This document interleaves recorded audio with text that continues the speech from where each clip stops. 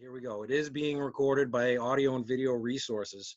Notice is hereby given that a public hearing will be held at 7:30 p.m. on April 21st, 2020 in the Lawrence J. Chapter hearing room, 242 Union Street, on the petition submitted by Sheboygan Properties LLC, 80 Washington Street, Suite J40, Norwell, Massachusetts 02061, to allow the construction of a 5,008 square foot single-story retail building with 22 parking spaces on the site located at 1015 Hingham Street, Rockland, Mass. 02370. The applicant is seeking a special permit as per section 415-89 special permits, section 415-16.c.15 uses requiring special permits, section 415-89.1 zoning variances, and section 415-22 building and lot regulations. The owner of the property is 1099 Hingham Realty Trust, care of Jumbo Capital Management LLC, Trust, 1900 Crown Colony Drive, Suite 405, Quincy, Mass. 02169. The site is in an H1 zone and is further identified as Lot 11 on the Rockland Assessor's Map number 4. A copy of this application is on file in the town clerk's office and is available for inspection during regular office hours. Robert C. Rose III, Chairman, advertised April 6, 2020 and April 13th, 2020 in the Patriot Ledger. Okay, who do we got here? Voting on this matter is going to be, before I go any further, for those that didn't know, Stan Cleaves has decided to, after 38 years of being on the zoning board, he's decided to step down. It's a loss to the zoning board. Unfortunately, he's not here, so I can't say thank you to him. He spent a lot of time on here. He was one of the original members when I came on. Just wanted to say that. So how we're going to do this is Greg, myself, we're at Tim, Dave, you're recusing. That's 1, 2, 3, Chuck and Bob. Is that 5? Yep. All right. Chuck and Bob at 5. All right, that's all of us. Kim, you got that? His volume's down probably. She's got her microphone turned off. Yeah, I'll assume she's listening and she's got that. By the way, the meeting is being recorded, so if Kim needs to look at the recording, we can make sure she gets a copy. Perfect. Perfect. Let's see. Yep, she has it. All right, I just heard from her. Okay. Mr. Bracken, you going to do the speaking? Yes, I'll start us off. Again, my name is Don Bracken. I'm a professional civil engineer at Bracken Engineering, the engineers and surveyors for the project. Also with me is Jim Rader, who represents Sheboygan Properties, the applicant, prospective purchaser of the lot. At this point, if it's okay, I'll put the plans back on the screen. Please do, sir. Plans, okay.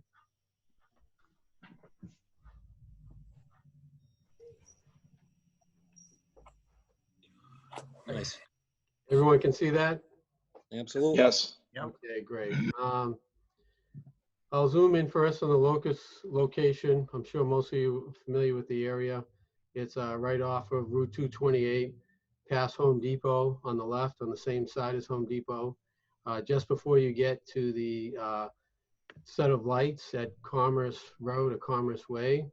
The property itself is a vacant lot. At one time, it consisted of 3 individual lots with 3 single-family dwellings on it. They have been combined for zoning purposes to create this one 37,000 square foot lot, roughly 0.8 of an acre. As you can see, the property has a lot of frontage, about 315 feet of frontage on the road. This section of the road is not a state highway. It's actually a county layout. The state highway ends somewhere closer to Home Depot. The property is fairly level. It does slope off to the west and southeast, with north going straight up the page. There's a wetland area to the southeast and on the western portion of the lot. The lot is surrounded by existing commercial properties. To the east is an existing office building. You can see a portion of the parking lot as shown on the plan for that property. And then to the south and southwest is another office building use. Again, we've located and shown the parking area and driveway in proximity to the property line.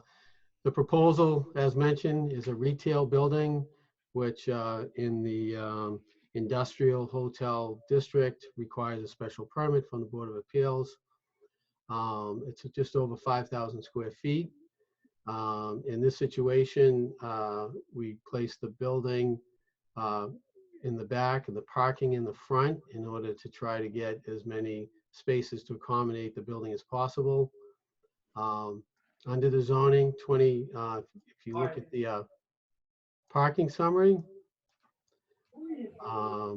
1 space per 300 square feet requires 17 spaces, and 1 space for 2 employees requires 4 spaces, so 21 spaces are required, and we are providing 22 spaces. We are obviously restricted on the lot with the wetland areas, the required 10-foot buffer along between the property line in the front and the side for parking and driveways. This is what we felt was the best use of the property and a reasonable size building for the lot. We meet all the parking requirements for dimensions. We have 5 compact spaces, which is less than the 30% allowed. The rest of the spaces meet the setbacks. The building itself, I'll flip to that in a minute. You know, as I said, facing the street, on the side there will be some parking spaces, and in the back corner, a loading area. We did have a meeting with Mike Corbett and John Lucas of the Planning Board to review the plan. They offered some helpful comments before we submitted this plan to the ZBA. One comment was to provide some emergency access, which we think is a good idea, to the abutting property, where we'll be able to create an access and utility easement if we need any utilities from that area. It's going to only be used for emergency purposes. It's not going to be paved. It's going to be a reinforced turf with some kind of gate, some kind of signage for that. We provided what we hope is enough detail for the purpose of the special permit. In the variances, we understand that for site plan approval, there will be some additional information required, like final landscape plans, some traffic information, and other things. So focusing on the variances that we're requesting a variance to the side lot line, which is 30-foot required. In this area, if you can see my hand, I'm circling where we're proposing a 15-foot setback along that side. And again, that's adjacent to the existing parking area for the office use to the east. The other variance we're requesting is to the rear lot line, required again 30 feet, and we're requesting 27.5 feet. We did try to drag the building in to minimize the amount of variance required for that. I did, in the application, put in a pretty lengthy variance request with, you know, an explanation in how this, the variances as a whole do not affect the zoning district. And I'll just go through those quickly. I will not read it word for word, just what I highlighted. As you know, the 3 tests, lot shape, soils, and topography. So if you look at the lot shape, you can see that the lot itself has a varying lot depth from one side to the other. And if you consider the zoning setbacks within the lot, it actually creates a triangle. We looked at the other lots in the area. We did not see any other similar lots in the area. And obviously this triangular shape with these 30-foot setbacks on the rear and the side severely restrict the use of the property. The other thing I would like to point out is that the sections of the building where we're requesting the variances represent about 262 square feet, or only about 5.2% of the building in its entirety. The soils on the lot we found to be glacial till soils with a high groundwater around 4 feet. So the site itself is not really conducive to a basement that could be used for additional space of storage. So that also limits the property. And topography, as I mentioned, we have the wetlands with low points in the lot. We will also have a flood zone that goes through the rear portion of the lot. Those, again, are dictated directly by the topography, by where the wetland vegetation and the soils are wet enough to support that vegetation. And based on the location of the wetland lines and the 25-foot no disturb areas under the conservation regulations, again, you can see from this site plan how it restricts the site. I think in summary, the surrounding lots in the zoning district are larger. Again, these are older lots that were created before most of the current zoning was in place. The other lots in the district are not as restrictive as this lot. We think that the variance request specifically affects this parcel and not generally affecting the district in which it is located. And finally, granting of the variance will not be detrimental to the public good and will not derogate the intent and purpose of the bylaw. I assume you probably want to stop there before we move on to the special permit. I didn't get into a lot of detail about utilities and drainage and so forth, but I'd be happy to if you want me to, or answer any questions on that. If it's okay, I think we should open it up to the board. Greg, you got any comments? I just noticed on the south lot line, you don't seem to have your 10-foot buffer between the pavement. This is the back out spur. Right. I mean, could you comment on that for us, please? There is a buffer obviously between the existing parking lot and the lot line, but you are correct. It doesn't look like we have 10 feet in that area. That could have been an oversight on our part. Okay. So you'd probably want to request relief from it. You know, I can see you do have, there is a buffer on the adjacent lot, and it's probably not going to impact the abutting property, but you might want to submit a request for a variance from that section of 10-foot buffer. But other than that, I don't really see anything else. I can see how you've got the variance request from the east side and from the south side. What is the setback from this the closest corner to the rear lot line? 27.6. Okay, so you're a few feet shy of it. I don't have any other questions, Rob. Thank you, Greg. Tim? I had a couple of questions. The snow removal, I couldn't find anything in our bylaw, but it's normally we've been talking about not letting it be off pavement. Am I No, you're am I right. wrong about that? But it looked like all the snow removal areas were on soil, not on pavement. Is as typical with pretty much every single site that we've had snow removal, it was on pavement. And I'll be honest, I don't know if that's a DEP regulation or what it is, but I know that to stay consistent, it's always been on a paved surface. Yeah, I couldn't find where it was coming from, but it was something that had come up in other hearings. So so we don't have snow removal on pavement on this site plan. Mm-hmm. And are we going to defer conversation about the use for another portion of this conversation, or are we going to talk about the use special permit at this point?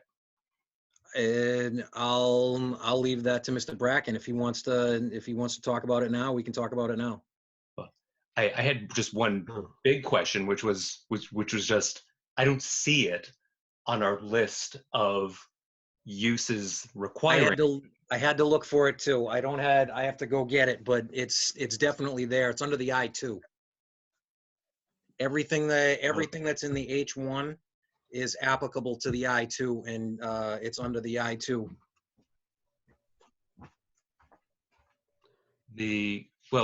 It's not listed as a use permitted in H1, but H1, all the provisions of I-2 apply to it as well. So you have to go to the I-2, and the I-2. Do you think that a use that's permitted in I-2 also applies here in H1? I didn't see it. I did flip back to the uses in I-2, but I didn't see it there either. But I only found restaurants and eating and drinking establishments, but not general retail use. Where did I see it? To find it again. It took me a second. Below uses requiring special permit, page 33. Number 15, supermarkets and or other general retail stores shall only be allowed by special permit by the Zoning Board of Appeals. So that's 415-16.C.15. And again, I have it on my old red book. I have it on page 33. Yeah, we try to highlight that in the application as well. Yep. If you look under the special permit. On page 29 in the new book. 29 in the new book? Okay. Excuse me, 28.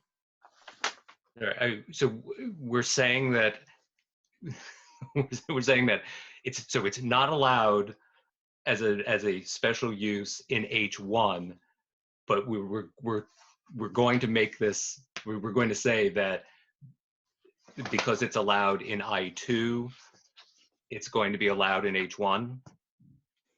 Uses permitted in special and in zoning district H1 shall be subject to all provisions of the zoning bylaw that apply to zoning district I-2.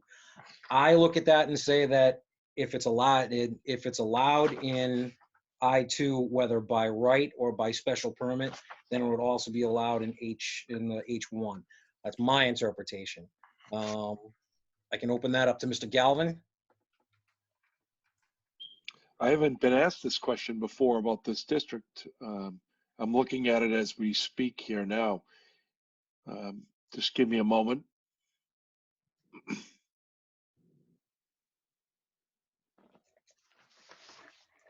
It certainly has its own permitted principal and accessory and uses by special permit.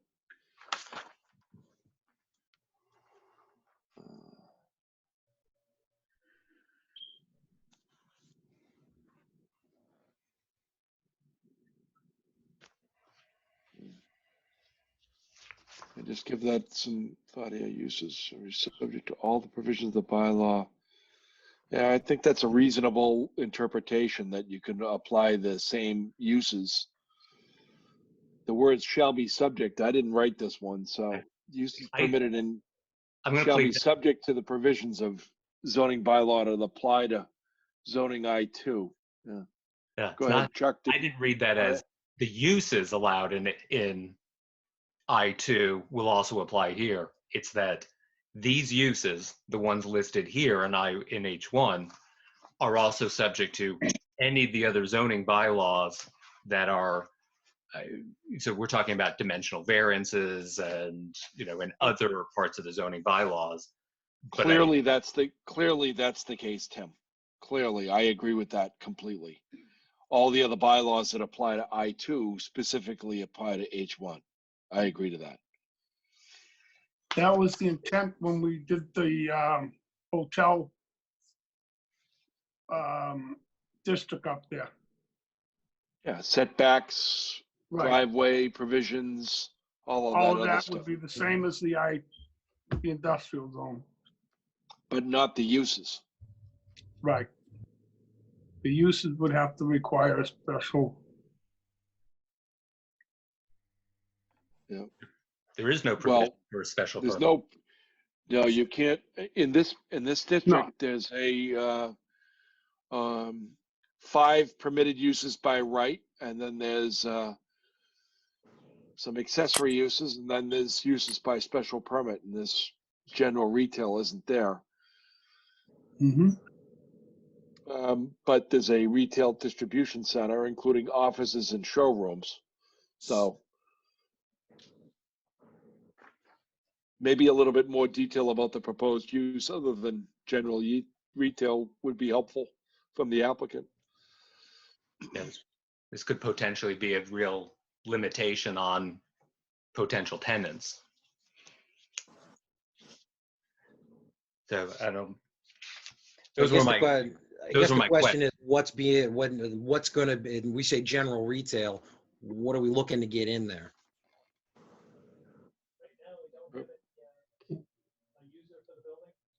I don't think they can hear you, Jim.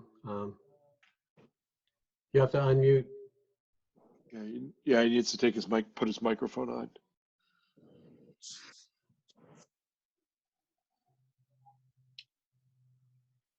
Any chance we can pop the plan off, just so we can open up the screen a little bit? Yep. Nice. Okay. Hold on one second. I saw Jim on there earlier. Not everybody.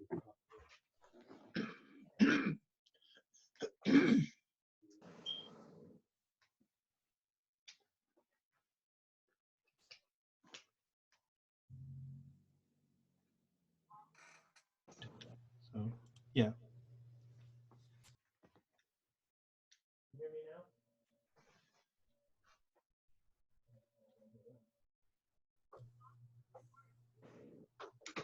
Can you hear us now? I heard somebody. All right. Want me to ask that question? Do you want to come in here? I heard Dawn. I heard Dawn on Jim's mic. Want to say something else, Jim? Yeah, can you hear me now? I got Jim. I Yep, can't there see you you. are. Okay. But Yeah, so right now we don't have a use for the building. So my expectation is that it's going to be a typical retail use, but to define whether it's a coffee shop or a clothing store or shoe store or something like that. Again, we don't have anybody lined up to go into the building. Our vision is that we're going to build it and they will come.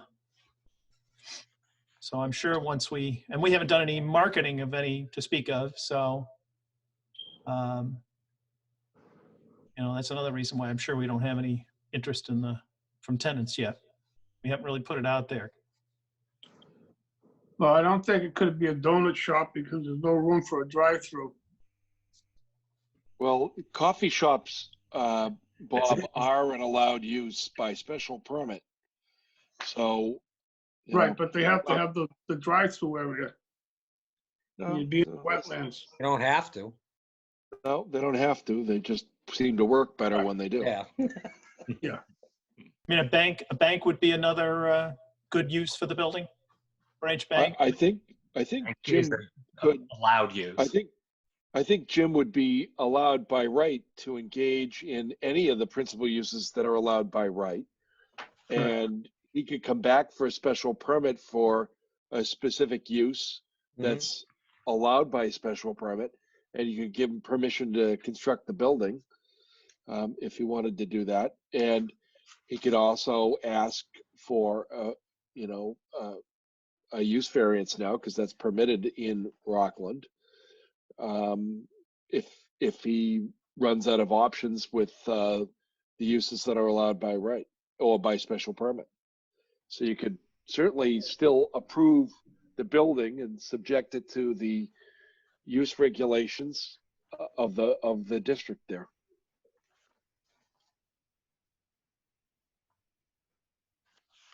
All right, so let me just clarify one time for myself.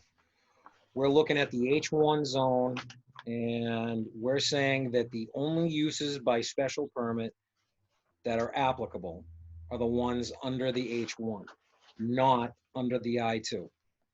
I think the proper reading of this language actually is to relate to the dimensional and the other regulations, not the use regulations. Not the use regulations. No, because it specifically outlines what's a permitted principal use, uses by special permit, and things of that nature. Okay. So then I ask, what's the definition of all provisions of the zoning bylaw? Well, you can't just read those three words. Shall be subject to all provisions of the zoning bylaw that apply to zoning district I2. Just playing devil's advocate. Yeah, but you're taking a portion of that sentence and not reading it together. Uses permitted in the H1 shall be subject to all provisions of the zoning bylaw that apply to the I2 industrial park. And I think the better reading of it is that the dimensional regulations, the other regulations we have in section 24 to 32 or 33 apply. It's not a use, the language doesn't expand the permissible uses. It says these uses are subject to the same regulations as the I2 are in terms of the dimensional regulations. Okay. Otherwise, there'd be no, I think I can find another section of the bylaw which defines permissible uses and says all use permitted in the underlying district or something like that. I'm sure that language exists, and it doesn't exist here. All right. And the reason why I ask is because I look at the 3 marijuana facilities that we approved, and Yeah. they're all doing retail. And Yeah, they're but all- those are specifically enumerated uses as being allowed by special permit in that district.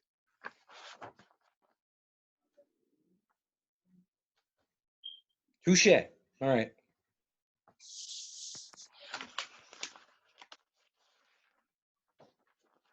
So, do we want to keep pushing this, or what do we want to talk about?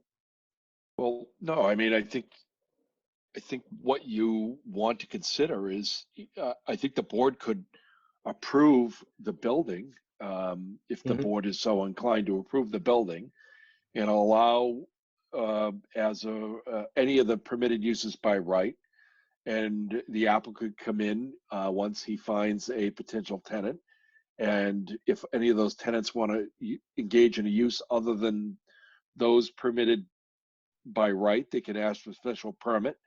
And a variance application could also be submitted with respect to this, and the argument could be made that that's a reasonable use of the land, and the things you have to show in order to get a use variance. I could live with that. We haven't finished yet. Tim, you brought this up. Do you have anything more that you want to do? Because I want to get through everybody else too. Sure. No, those are my only questions. I'll like on that final subject. If I understand it right, it's not possible for us to grant a special permit for something that isn't listed as special permittable. We've had to deal with this before. If that's the definition, and if the uses are not one of the provisions within the I-2, then that's the answer. So the owner actually can't come back to the zoning board and ask for a special permit for a clothing General store, retail. for example. Mhm. We're unable to grant such a thing. Right.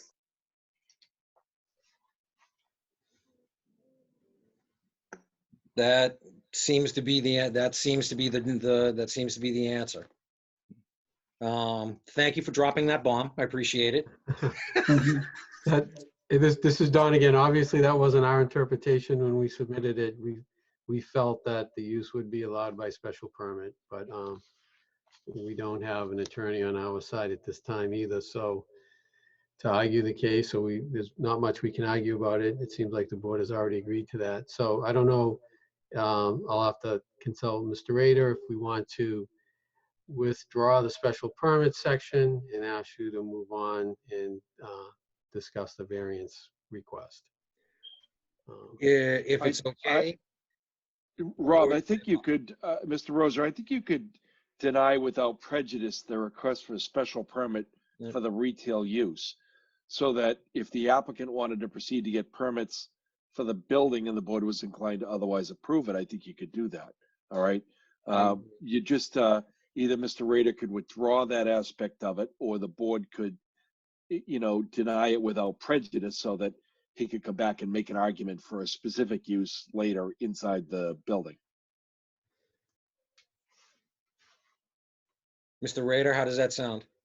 I think I'm okay with that. What? I think he said he was okay. Okay. All right. So we can, let's continue. Let's just continue on. Just finish this off. Chuck, did you have any questions? I had a couple, but I think they're pretty much been identified. I was going to ask about handicap designation, but I guess that comes later. My big question was on the snow storage area, not on paved area, and the proximity to the topography flowing into the wetlands. Mm-hmm. So that was a concern I had. The drainage in rear going to the wetlands, and then the emergency entrance if there was going to be another one. And the gentleman answered that by agreeing to one in the rear. And the other question would be the dumpsters where they're in proximity to that wetlands. Would he consider berming that area? Okay, I'll answer the snow storage question. I mean, typically, both site plans we've worked on, we haven't stored it on the pavement. We are going to have to submit to the Conservation Commission. This has to meet the Stormwater Management Protection Act. I'm sure that's something they'll also be looking at as well. But if we're happy to designate areas on the pavement for the snow removal areas, we may have to be creative to find some places for it, or we may have to add some pavement so that there's areas for it. So I think that's something we could address on a site plan. If that's an issue, perhaps it could be a condition. Well, just a general concern. That's what I'm voicing. It is same with the dumpster. That again would be dependent on the tenant you get, that you lease to, depending what they were going to be putting there, what type of retail that would be. So I'm sorry. I was going to say, there is a curb at the dumpster to answer that question, and all the runoff from the dumpster area and the paving areas have to go through the drainage system. So none of that will be directed toward the wetland. Right. Are you planning a traffic impact study onto Hingham Street? When we met with the planning board members, we talked about, I think we discussed having a traffic consultant review it and providing a memo to go with the site plan approval application. Okay, that's great. Do I have any more? Obviously, the turnaround area in the back is sufficient. Oh, no, I'm all set. Thanks. Thank you very much. Thank you. Mr. Baker, what do you have to say? Where's your stormwater runoff going to? Okay, I'm going to share the plan again, all right? Yes, please.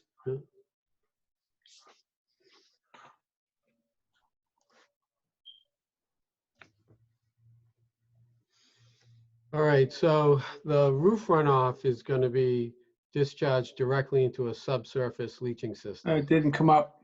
Oh, sorry. How's that?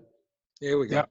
Okay, so this is the grading and utility plan. The roof runoff is going to go into the subsurface leaching area. The drainage will go into catch basins that will discharge into this, what's called a wet swale. That's going to be vegetated with some wetland species. And then it's going to discharge through an outlet control structure to go into the wetland to the west. And there's also going to be some flow allowed to go to the wetland in the southeast.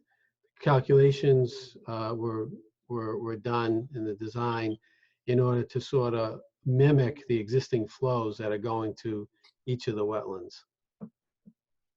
Okay.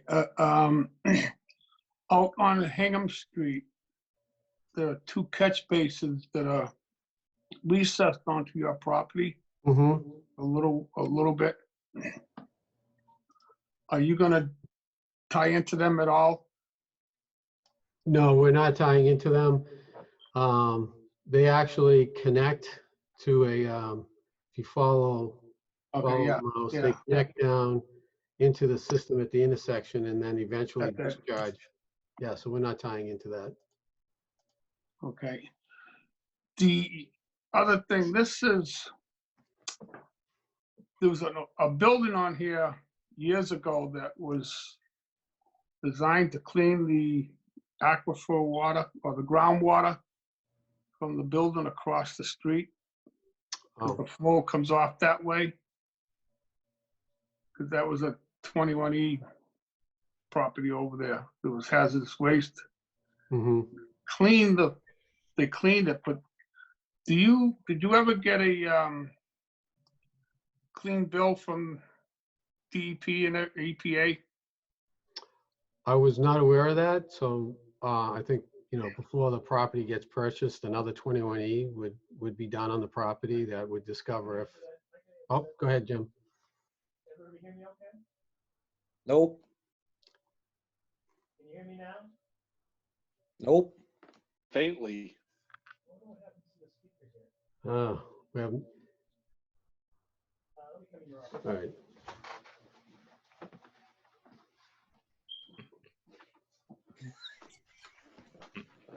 Well, he would be claiming downgradient property status anyway if it was across the street. We did have we had Green Environmental do an analysis of the property, go back and look at all the records. There was a pumping operation that was conducted on the site for almost, well, it's been 15 years ago. But the plan for pumping and filtering the water to treat the groundwater was done and signed off on by the state. Okay. So, and again, it's been 15 years since they signed off on it. So our folks are satisfied that Green Environmental is satisfied that the issue was adequately dealt with. Okay. Anything else? The only other question is the emergency exit there or entrance. Is that going to have some kind of maybe like a breakaway gate that if the fire department had to get in there, they could, ram it? Because my problem is that that building behind you and to the little bit to the south that uses the traffic lights at Commerce Road, if that backs up there, they could cut through your parking lot to head for the highway.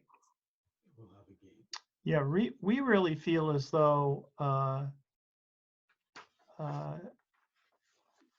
it's a relief valve for the folks in this new proposed building to come out through the adjacent parking lot and go to the traffic light versus going right out onto 228. So we think that's going to be good for the town and good for us to have that access be open and accessible for the users of this building. We're not proposing that. So I'm hopefully you agree with that, but that's kind of our thinking, which is, I think, why the planning board suggested we provide this, is to have another means of allowing people in that parking area to go to a traffic light versus trying to get out on 228. Do you have written permission from the owners of that property to have that there? We Coming do, out onto their property? we do. Was that submitted with this application? Well, I represent the owners of the other property. We manage that building for the owners. So, and I have ownership interest in that building as well. It's a very large property, Bob, too. That's the Water Suite building there. I know where it is, believe me. I'm just, was asking the question. I hear where Mr. Baker's going, and that was one of the questions that I had.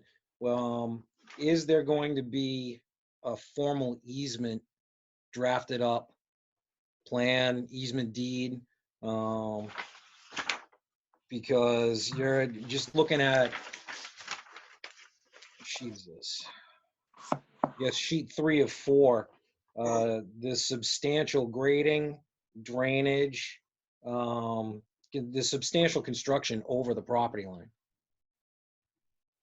So my thought is that you would need to have some sort of formal easement there for just future purposes, because you're saying you have a financial interest in the property behind, Mr. Rader? Correct. And the answer to your question is yes, there will be a formal easement that gives access rights in perpetuity from this building through the 1001 parking lot to the traffic light, as well as the operation and maintenance of the drainage that's proposed.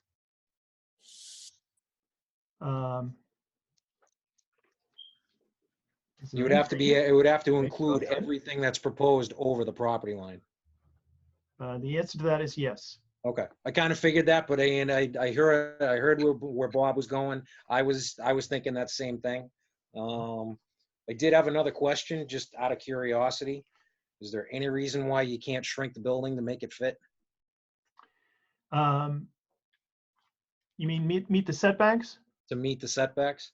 I mean, we trust me, we've done several schemes, and we wind up with buildings that look like, some kind of geometric triangle, or, I mean, to meet the setbacks, the building becomes so inefficient, it's almost unrentable. So we tried to come up with a rectangle that's a marketable building. And given that the seller of the land is our abutter on one side, and the other abutter, again, which I have a shared financial interest in, those are the only two abutters, the applicant and our abutter who's selling us the property, who signed off on our application. Those are the only two folks we impact, other than just the general idea of the variance. But the only hardship or impact it has are on us to the rear, and to the seller who's selling us the land to the east. All right. So neither one are obviously opposing our variance request. And this really gives us the most leasable shape. You can see it still has a couple of jigs and jogs in the footprint. but it's as close as we could get to a building that really is leasable. It's understood. It's understood. And it looks like 5,000 square feet was kind of the number you guys were looking for. Yeah, exactly. We were trying to get to 5,000 square feet. You get much smaller than that, and then the financial impact of I mean, there's a lot of site work that has to be done to this site to meet all the drainage requirements. I mean, I think Bracken's done a great job of filtering the water that is going to be our runoff above and beyond the roof drainage into that swale there. That all that water is going to be treated before it ever gets anywhere near the wetland. It's understood.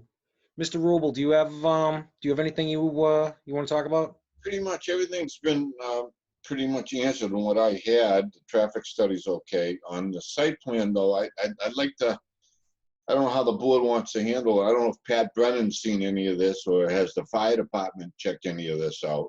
But I would like to see some kind of letter from Pat Brennan, town engineer, and a little letter from the fire department. I don't know if you'd want to see it or give it the site plan review, but I'd like to see Pat Brennan to give it everything a blessing. That's about it. Yeah, Pat Brennan, we were told would be reviewing it when we submit it to the planning board for site plan review. Okay, and how about the fire department? We haven't submitted anything to them yet, but you know, we'd be happy to meet with them ahead of time or send them a plan as soon as we get past this step. That's it, Rob. Mr. Galvin? I have nothing further to add. I'll certainly help you articulate your motions. Thank you. When you get it. I think everybody else has asked all the right questions. Okay. Hey, Don, can you do me a favor and take that plan off? Sure, sorry. I appreciate it. At this point, we usually open it up to the public, and I don't know if there's anybody from the public here. So if there's anybody from the public here, if they want to voice their opinion, now's the time. I see no one, so no one's here from the public. Rob, I have one other thing I wanted to ask. You always do. Could we make this a no salt area in the parking lot? Because that runs into the town's drinking water. All that water goes. Yeah, it does, doesn't it? Well, I can't say that, but I know that it's damn close. I know that it is damn close. If I can add to that, it is in the Zone B protection area for the reservoir, so we would be restricted anyway with the stormwater management plan not to use any salts. Okay. So I'd just like to see a sign at the entrance, no salt area. Okay. So I think if it's appropriate, we maybe to ask for continuance so we can modify the application to include the variance for that rear yard where the turnout area is. Mm-hmm. And then also revise it to remove the special permit request. If you think that's what the board would like. I think you can. Yeah, that's probably it. We can talk about. I think Mr. Rob, Rob, the new variance will have to be advertised. Yep. And then it can be combined with this continued hearing, and then it could all be acted on the same night. I think that would be the appropriate way. And Okay. I think if they wish to withdraw the request for a special permit and would accept a condition that they be allowed to engage in any permitted use and come back for any specific use that requires a special permit or seek a variance, they could do that. Yeah. And sure. just do that all at the next night. Well, they don't have to come up with a specific use because they're allowed to engage in any of the permitted uses, and they wouldn't even have to come back to the board. Oh, do the But if withdrawal. I mean, do the withdrawal at the next meeting, or can we do the withdrawal? No, they could just write a letter when they submit the amended application. Okay. And then the board can approve the withdrawal without prejudice of the special permit. Sure. How's that sound? Sounds good, yeah. All right. So again, You're gonna need at least 3 weeks, Rob, to oh yeah, no, be, I'm because going. of I'm the looking at advertising. I'm looking at the dates right now. Candy had given them to me, but they're in the other room here. What dates available? I'm just getting I'm getting. Here we go. I didn't even get my text out. She did it. I know the 10th we've already got one. And June 2nd, is that enough time? Or do we want to go after? June 2nd seems like it's a long way away. That Yeah, should if be we could fine. do it sooner, it would. Well, May this 19th? June, May 15th? May 15th May 19th. or May 19th? Yeah, I think that would be, Yeah, we'll take the soonest date Yeah. you can hear us. All right. We'll continue to May 19th. I think they're the first. I think you guys will be the first one on, so that's 7:30. And again, if we can include on the site plan, show a proposed easement. And I don't know if it has to go just around what you're constructing, or if you actually have to show it going all the way out to the street. Because the access is not just over the property line. You're allowing whoever it is to access over the property line and go all the way out to Hingham Street. yeah, if you look at sheet 2, it does show it going all the way out to the street. So it's providing access all the way to the intersection. Sheet 2.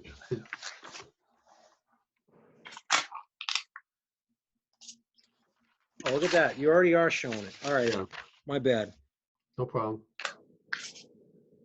All right. So, okay. So you do it. You do already have it on there. So that is proposed. All right.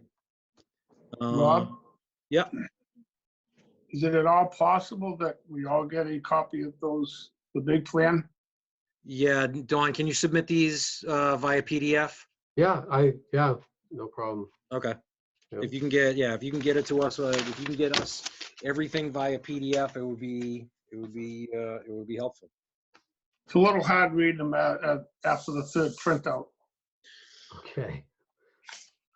Sounds like you got to spend some money on ink there, Mr. Baker. Yes. All right. Is there anything else anybody wants to talk about? Are we good?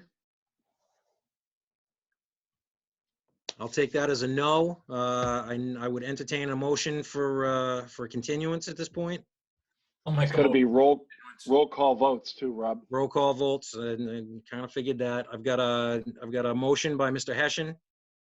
Second. I got a second by Mr. Baker. We're going to do roll call. Gregor? Yes. Myself is a yes. Tim? Yes. Yes. Mr. Hessian? Yes. Yes. Mr. Baker? Yes. That's all 5. All right, so the motion's approved. Mr. Just Galvin, need you that want to weigh in? application. No, we need that application in as soon as possible so we can get it advertised. Even if we have the application before the plan is revised or anything is done, it would be great to have the application in presumably by the end of this week so we can get it advertised properly. Yeah, we'll definitely do that. Thank you. All right. I'm going to say that's it for meeting number 1. Okay, it was a success. Thank you. Thank you very Good much. night. Thank you, Mr. Rader, Mr. Bracken. Have a good night. You too. Thank you. All right. 22 Pacific Street, Jared Simpson. Just get the lead. I'm gonna get the legal here. 7:45 remotely conducted public hearing pursuant to Mass General LC. Pursuant to Mass General LC 40A on application submitted by Jared Simpson to allow the continued existence of a pre-existing deck located on the top floor of the multifamily dwelling at 22 Pacific Street, Rockland, Mass. The applicant is seeking a variance. Roll call required. Yeah, the applicant is seeking a variance.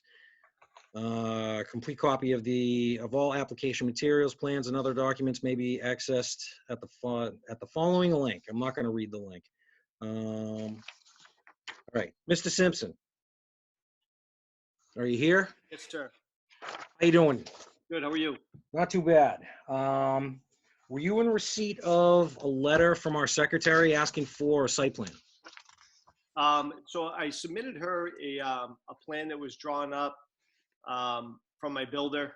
And to be honest with you, I don't want to talk out of school. This is my first time doing this. I'm not as Mhm. fluent as the last guys and the engineers that I just listened to for an hour. Mhm. I bought this property a year ago, and a lot of stuff was done to the property prior to me touching it. And this was an existing deck that is about 18 inches over the neighbor's property line, and it was built without, pulling permits, so it's not conforming to the lot. Okay. How do you know it's over the property line? From drawings. So someone Whose did. drawings? This is the problem. I've looked at the records of the building department, Yep. and I have the plan here. The problem is that I don't trust this. This is Okay. a hand-drawn plan that was not surveyed. The base plan was surveyed. That's the plan that was done to subdivide the lot, to create the lot that your house is sitting on. Sure. The hand-drawn deck on the back of it doesn't give the dimensions that we need to be able to grant a variance on. That's number one. Okay. Number two, we can't grant you a variance to go over your lot line onto somebody else's lot. Correct. We can't do that. The only thing that you could do is you could seek an easement from your next door neighbor to allow that continued existence. Okay. If that was the case, then we could work with you, but I don't have anything that proves that. So you would need an actual surveyed site plan that shows a proposed easement. The other question is, how old is the deck? 2 years. How many? 2. Are you sure? I bought this house, and the house changed hands, and it traded 2 times before I bought it within 36 months. Okay. So from what I'm told, it's 2 years old. Tom, can you confirm or deny that? I cannot answer that. I don't know. Okay. What I do know though is what we're talking about was done without a permit. Understood. That opens up a whole new can of worms. Understood. I don't want to see anybody have to take it down, but when it's overhanging onto somebody else's property and there's no permit there, I got issues with it. Have you looked at it, Tom? Yes. What are your thoughts? It's over the property line. Other than that? Over the property line, and as far as being to code, I didn't inspect it. I just walked away from it and said, what's this? It was not permitted, and it's a no-no. Okay. So my question then is, I have no problem. I don't mean to interrupt you. I have no problem cutting it back so it's not over the property line. I just need to know how to go about it. I'm just trying to get this place done, get occupancy, and get it rented, to be honest with you. okay. Mr. Rouser, Yep. it's Bob Galvin. I think first of all, I think Mr. Simpson needs to get a surveyor out there Okay. to determine setbacks and property lines so that the board knows what it's dealing with. Mhm. Okay. He might be able to work something out with his neighbor, with an easement, but I'm not sure that helps him for setback requirements, because even an elevated deck has to be set back as if it were a structure. Mhm. So, there may be some portion of this that he can keep, but there may be some portion of this that he cannot keep, and he may have to redesign it. But I think fundamentally, the board can't do much until you know exactly what the facts are, and that's only going to be determined by an existing conditions plan prepared by a surveyor. And this is what I was looking at in the beginning. So, have you contacted anybody, any engineer or surveyor? I have not, but I just made notes as you guys were talking, and I absolutely will. Okay. And I'll move forward from there for sure. All right. Needs to just make sure that it shows all the offsets all the way around the building, closest offset from every corner to the property line. That's the existing dwelling, as well as any portion of the deck That way we know how far you are, and then if we're able to grant some sort of variance, we will.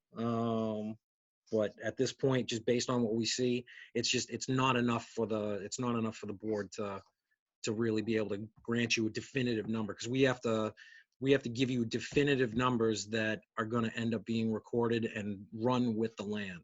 So this is not something that's just for you. This is for the house. No, End of I story. appreciate your Mr. time. Rosa, I might even want to suggest something else. Please. I think Mr. Simpson should also see if he could find out what portions of the structures changed, within the last 10 years. Mhm. Because, it's this possibility that Mr. Simpson is the innocent victim of, something that was done and someone didn't disclose this to him, that in doing this, they created it. But it's also helpful to know where it's grandfathered. And if he could come forward with some history here of what the property looked like 10 years ago, and then what it looks like today, we might be able to find something that he's protected with as Mhm. well. All right. Appreciate that. Did you understand? Do you understand what I'm Yeah. asking you to do? Yep, I totally understand, and I'm sorry I wasn't more prepared, and I'll go do the rest of my homework and get this done. There's a decent file in the building department. I've already looked at it. Yeah, I know. Just so you know. Yep. So just get it together, put it together, get copies of everything. I have no idea how we're going to be able to do this. We'll have to tell Tom, I'm assuming John's there every once in a while. John will be there Friday at 10 o'clock. Okay, So place a call to the building department, talk to John, tell him what you're looking for, see if he can make that happen for you. I don't know if there's a nominal fee that needs to be paid. I don't know how that all works. So that's what we're going to do. I'm looking for a motion to continue. Anybody want to make a motion? Oh, actually, no, it's the same people that are voting on this. So I'm not even, so everybody knows who's voting. I need a motion. I'll make the motion to continue. All right, Chuck? Who wants a second? I'll second. Greg has got the What- second. What date though, Rob? What date did you pick? Want to Get do a date and the time certain. same date as the last one? 19th? May 19th. Yeah, does that work? Yes. May 19th. That's less than a month from now. Yeah, you may need the next June one, because if a surveyor has to get out and do it, it's probably going to be a few weeks, and then there won't be enough time. Yeah, that's it. That's Time to why. get the surveyor. When's the one in June? I'm getting it right now. June 2nd. Okay, yeah, that gives me more time. That's good. All right, so we'll continue to June 2nd. You'll be the first one as far as I know. So we'll say 7:30. I've got a motion. I've got a second. Then we have to roll call. Gregor. Yeah. Tim. All right, I'm yeah. Tim. Yes. Tim is yes. Who's next? Chuck Yes. and Bob. Wake I'll up, sit- Bob. He turned his mic off. No, I There we agree. go. I'll assume he's a yes. Yes. All right, so that's a motion. That's good. All right, so we'll Thanks, guys. continue until June 2nd. Good All luck. right, Got it. Thank you, guys. Good luck. Good night. good luck. All right, everybody good? Mr. Galvin, Yeah, all good. everybody's happy. Dave, where's Dave? I forgot you were. I forgot you were even here. Writing down all kinds of notes about you guys.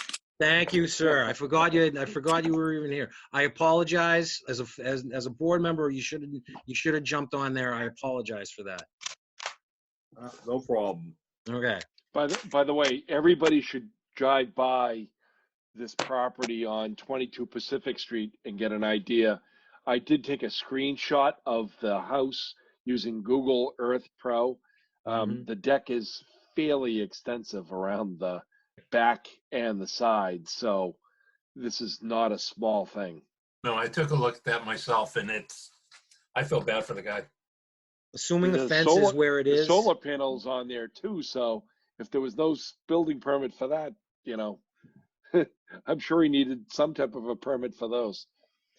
Hey, Bob, you were Yeah. talking about were you looking at the 10 years for the statute of limitations? Yeah, for the things that he didn't get a permit for. Yeah. On that deck, there was never a deck there. I don't know as if that means anything, but that deck was put on after I was talking to the owner previous to this owner. He said that he thought it was all right just to extend the deck, and I says no, it's not. So we'll see what they come up with. Yeah, I mean it's huge. It's huge, actually. This deck. There Yeah. was a plan in the file. There was a plan in the file that looks exactly like this. For the back deck, Yeah, for the back deck. not for that side deck that we're talking about. No, it's all inclusive. It was all inclusive. It was all drawn in red. It was there. I Even have had dimensions. I have a question for Mr. Galvin. Yeah. Yeah. Wouldn't he have, under due diligence, wouldn't the previous owner have to have disclosed that to him? No, on the sale of an investment property, Yes. it's likely that he wouldn't have to disclose anything at all. Wow. Caveat emptor. It'd be caveat emptor, and it'd be on the buyer to make sure that all the permits and approvals were in place for the premises that were being purchased. Oh, that's brutal. Yeah, he bought the house as a shell. Like it was not finished. Okay, thank you. Bob, Yeah. to Bob Galvin, Yes. are we even permitted to vote on something that didn't have any kind of building permits issued on it? You might deny it. I think anybody can always apply for anything they want to apply for. That doesn't mean you have to approve it. And if you don't approve it, it might be in Mr. Rubel's court and ultimately my court to help enforce the bylaw where it wasn't complied with. Right. Because we don't even know if it's structurally sound. And it looks like it's elevated a good, I don't know, I'm just looking on a Google map. It looks like it's elevated at 2 least stories. 8 to 10 feet in the air. But keep going. Yeah, Keep going. This is 20 feet in the air. It has to be. yeah. I agree with Bob. That's pretty far up there. Yeah. No, it is what it is. But as long as he It depends on what was there earlier. And, you know, I can look on Google. I can't do it on my iPad because I can't get the history. But, you know, we can look at a Google map from 5 years ago and pretty much see what it was like, you know? Well, I wouldn't want to issue him a variance for this, and then all of a sudden the guy has a party up there and the whole thing collapses. Yeah. Well, I mean, I think that's an issue that Tom can take a look at too, though. I don't think it was there, Bob, because they also put in a 6-foot slider that goes out to what we're talking about. So that slider wasn't there. Wow. Yeah. Interesting. I don't know. Doesn't look good though. That's for sure. Well, could we ask him to have a structural engineer's report on that deck too? I think Next meeting? Tom could. Tom could I just think look at this. Tom's ballywick. Tom has to do that, I imagine. Yeah, I'm zooming. I'm looking at Google Earth right now. You gotta be kidding me. Drive by it. Get your binoculars out. Yeah, take a ride by it tomorrow. Yeah, probably gonna have to. Oh, you'll do more than an oh wow. Okay. Oh yeah, no, that's up there. Looks That's like a up there. lookout tower for the fire station. It is all of 20 feet up. It really is. Well, Tom would know better. Tom, would you say that's more than 20 feet? I would, it's up there, but if it's 2 stories, you know, you take 9 feet as a storage, so it's probably around 18, 15 feet up. Wow. Wow. Well, it is what it is until we see it, until we see something on paper. So, is there any other business we need to talk about? How do we make out with Kevin McGee? Well, we don't have it on the agenda, but I did talk to Kevin McGee last week.